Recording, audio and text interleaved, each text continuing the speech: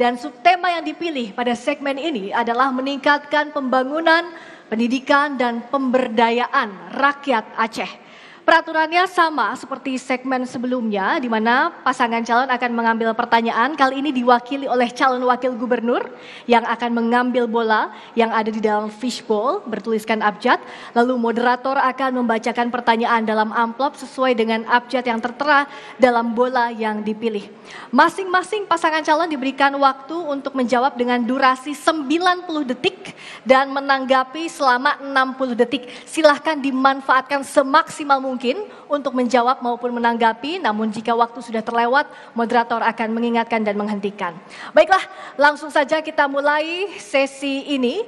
Kami persilakan kepada calon wakil gubernur nomor urut 1 yang mengambil bola dalam fishbowl.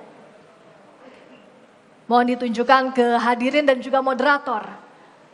Abjad yang dipilih F. F, silakan disimpan di fishbowl kosong dan silakan kembali ke tempat. F. Masih dalam kondisi tersegel, saya buka.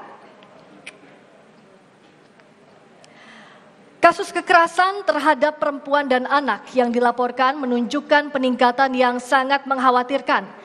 Dengan total 5.020 kasus dalam 5 tahun terakhir.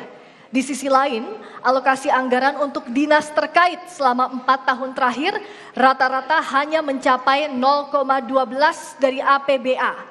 Pertanyaannya, langkah konkret apa yang akan dilakukan oleh pasangan calon untuk meningkatkan alokasi anggaran serta memperkuat kebijakan perlindungan dan pelayanan bagi perempuan dan anak korban kekerasan seksual selama masa jabatan Anda? Waktu menjawab untuk paslon nomor urut 1 90 detik dimulai saat Anda berbicara. Silakan. Terima kasih.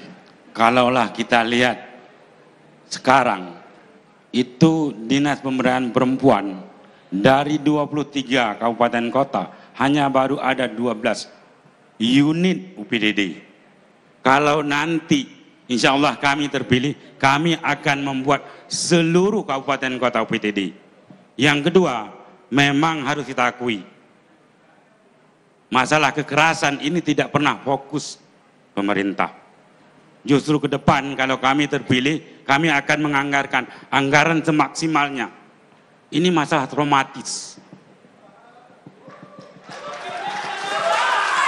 Yang dia kekerasan ini akan sampai kapanpun masih terasa. Ini harus betul-betul serius ke depan. Insya Allah kalau Allah berkehendak, kami akan fokus tentang tindak kekerasan baik di rumah tangga dan lainnya. Ini harus fokus betul. Saya pikir ini, silakan. Siap. Tentu juga kolaborasi, tidak hanya pemerintah provinsi, pemerintah kabupaten kota, juga tentu di nasional juga ada kementerian yang menangani tentang perempuan dan anak. Ini harus semakin kita rajut, kita kuatkan. Kemudian juga terhadap korban, kita harus mengadvokasi baik secara perawatannya maupun juga hukumnya. Baik. Berikutnya kami berikan kesempatan pasangan calon nomor urut 2 untuk menanggapi dalam waktu 60 detik dimulai saat Anda berbicara. Silakan. Siap, terima kasih. Para hadirat, apa yang kita katakan dengar tadi, kalau seandainya di tempat kita, kalau kepastian hukum tidak pasti, tidak jelas, ada campanah mendang. Tapi kalau kepastian hukum dan stakeholder kita libatkan semua polisi dan lain sebagainya yang bersangkut dengan dengan kekerasan perempuan, itu yang pasti, itu yang jelas. Si pelaku kita tidakkan harus keras dan jelas.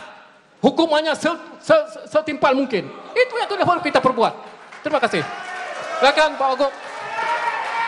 Kami juga akan meningkatkan anggaran di sektor pembinaan kepada perempuan dan kami memastikan nikah di usia dini akan kami perhatikan benar-benar supaya mereka bisa terawat rumah tangga sakinah mawaddah warahmah. Terima kasih. Baik, Dr. Hadis. Terima kasih berikutnya. Baik, terima kasih. Kita lanjutkan. Berikutnya kami persilakan kepada calon wakil gubernur nomor urut 2 untuk mengambil bola dalam fishbowl. Dan tolong dilihatkan kepada hadirin dan moderator.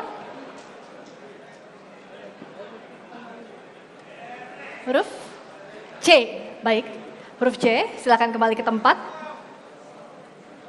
Huruf C, masih tersegel. Huruf C. Baik. Salah satu tantangan utama dalam pendidikan di Aceh adalah kesenjangan kualitas pendidikan antara daerah perkotaan dan pedesaan.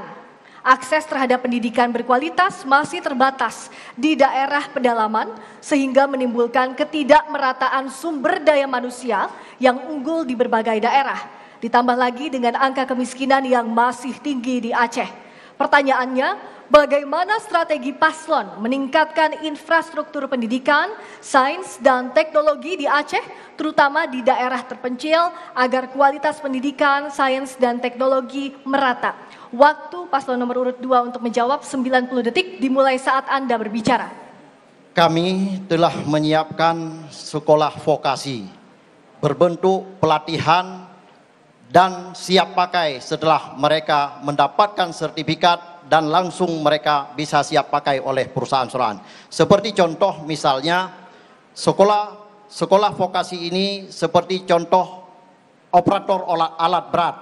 Ini dengan mereka berpendidikan dan mereka mampu dan mereka mendapatkan sertifikat, kemudian mereka langsung bisa bekerja dan siap pakai. Yang kedua, kami juga menyiapkan seluruh prasarana yang untuk laboratorium, baik di pelosok, mereka yang tinggal di Subuh Salam, mereka yang tinggal di Pelaman di Singkil, mereka yang tinggal di Sabang, semua akan kami penuhi sesuai dengan standar yang dimiliki. Dan bagaimana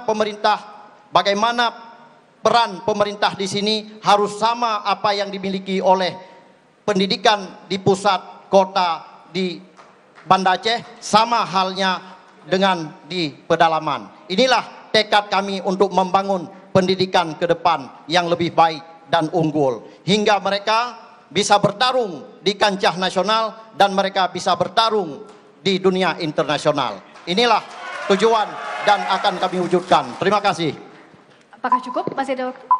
Baik, cukup. Berikutnya kami berikan kesempatan pasangan calon nomor urut 1 untuk menanggapi dengan durasi 60 detik dimulai dari saat Anda berbicara. Ya, vokasi memang salah satu solusi.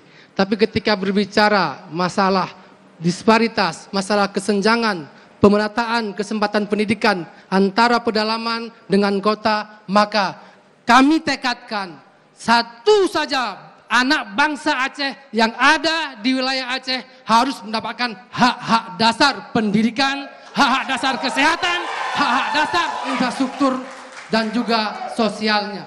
Jadi ketika satu orang kita perhatikan, lebih-lebih yang ada di pedalaman, baik di Danau Paris, baik di Pulau Banyak, di Pulau Aceh, di Simpang Jenih, di Pulau Cermin, di juga beberapa daerah lain, juga arah Selo, Pulau dan Senimbung dan yang lainnya di seluruh Aceh. Kita pastikan bahwasanya kita dalam masa 5 tahun ke depan, kalau Allah takdirkan kepada kita akan lakukan pemerataan kesempatan pendidikan dan semuanya seluruh Aceh.